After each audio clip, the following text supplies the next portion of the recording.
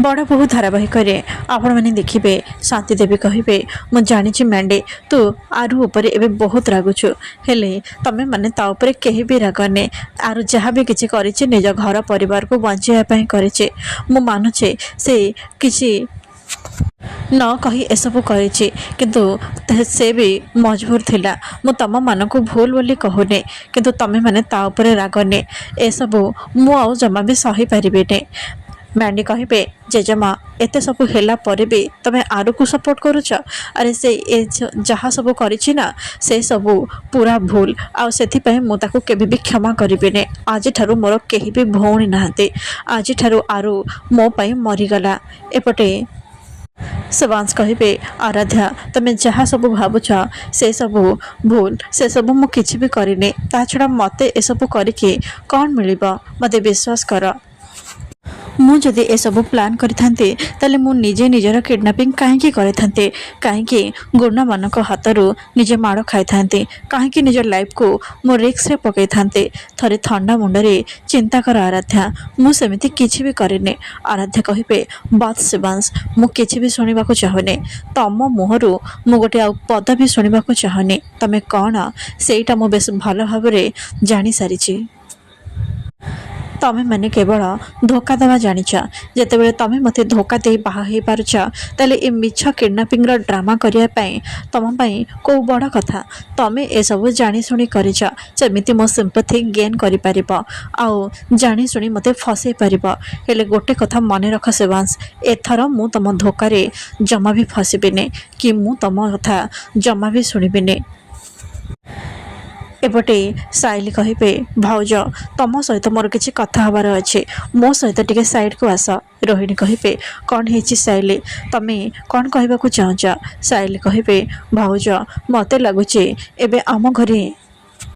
गोटे बहुत बड़ झड़ आसबार अच्छे आउ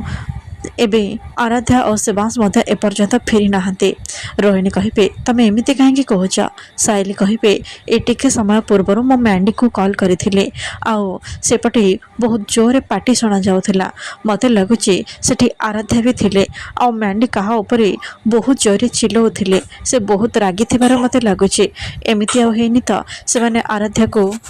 भूल बुझी यही समय आरोही को बापा आसे घरे पहुँचे आरोही कहे बाबा तमें आसीगल जानिच मु तुमको केते वेट करी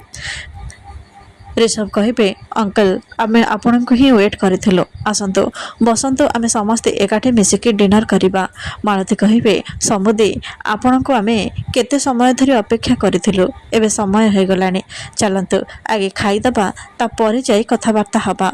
यापर से मैंने डिनर करेंगे एपटे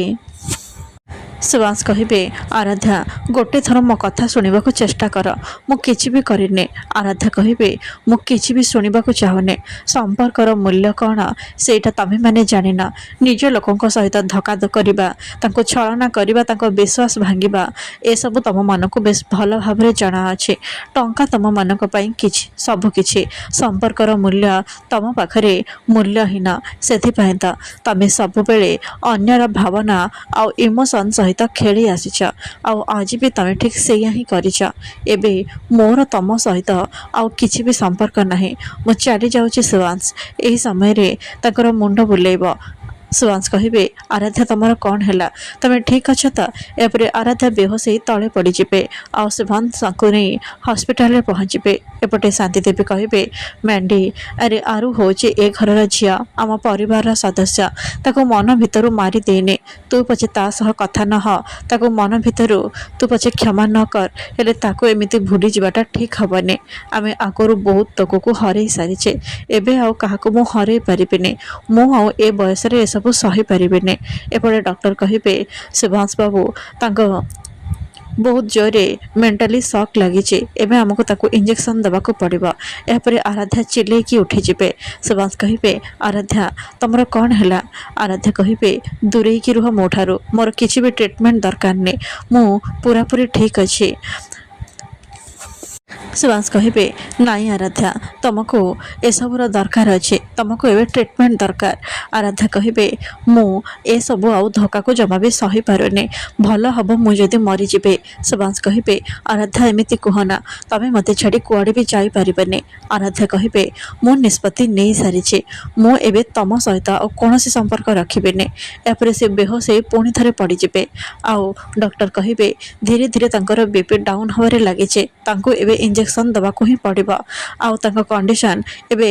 ଧୀରେ ଧୀରେ ବିଗିଡ଼ିବାରେ ଲାଗିଛି, ତାଙ୍କୁ ବହୁତ ଜୋରରେ ସକ୍ ଲାଗିଛି। ଶିବାଂଶ ବାବୁ ଆପଣ ଏବେ ବାହାରକୁ ଯାଆନ୍ତୁ, ଆମକୁ ଆମ କାମ କରିବାକୁ ଦିଅନ୍ତୁ। ଏହାପରେ ଶିବାଂଶ ବାହାରକୁ ଚାଲି ଆସିବେ ଆଉ କହିବେ ଏସବୁ କ'ଣ ହେଇଗଲା। ସେଇ ପେପରକୁ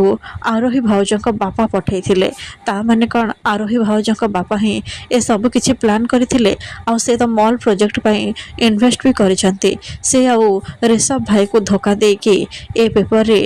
ଆରାଧ୍ୟାଙ୍କର ସିଗ୍ନେଚର କରିଦେଇନାହାନ୍ତି ତ।